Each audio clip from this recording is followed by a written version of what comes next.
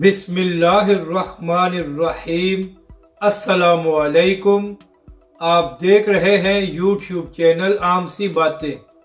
عدالت کے فیصلے کے بعد ہری پور حویلیاں جلوس کے حوالے سے تحریک لبیک پاکستان نے بڑا اعلان کر دیا۔ اس ویڈیو میں ہم اسی کے متعلق بات کریں گے۔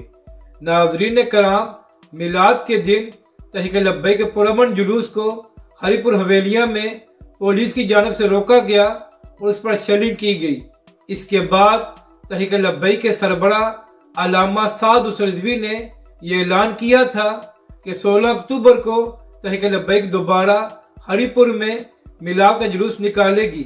تو اسی حوالے سے حکومت نے پوری کوشش کی کہ کسی نہ کسی طرح تحریک لبیک پاکستان اور علامہ سعد حسین رضوی کو روکا جائے۔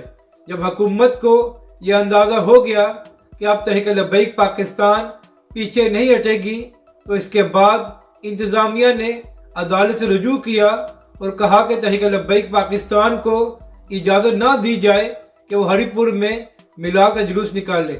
تو ناظرین کرام، عدالت سے بھی تحریک لبیک کے حق میں فیصلہ آیا اور عدالت نے کہا کہ تحریک لبیک پاکستان پرامن میلاد کا جلوس نکال سکتی ہے اور انتظامیہ تحریک لبیک کی ریلی کو مکمل سیکیورٹی فراہم کرے۔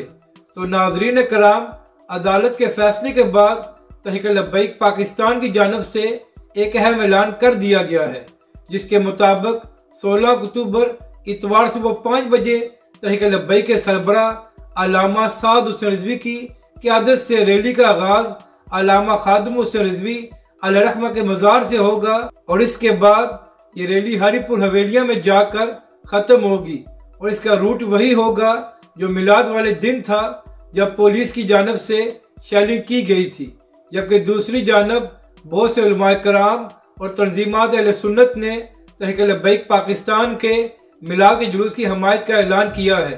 تو یہ بھی تحریک لبیک اور علامہ سعد حسین رضوی کی ایک بڑی کامیابی ہے کہ علماء کرام کو یہ بات سمجھ آ گئی کہ تحریک لبیک پاکستان یا اپنے ذاتی مقاصد کے لیے نہیں کر رہی۔ اپنی رائے کا ضرور اظہار کریں کہ آپ کو یہ ویڈیو کیسی لگی اور ہمارے اس چینل کو بھی سبسکرائب کریں۔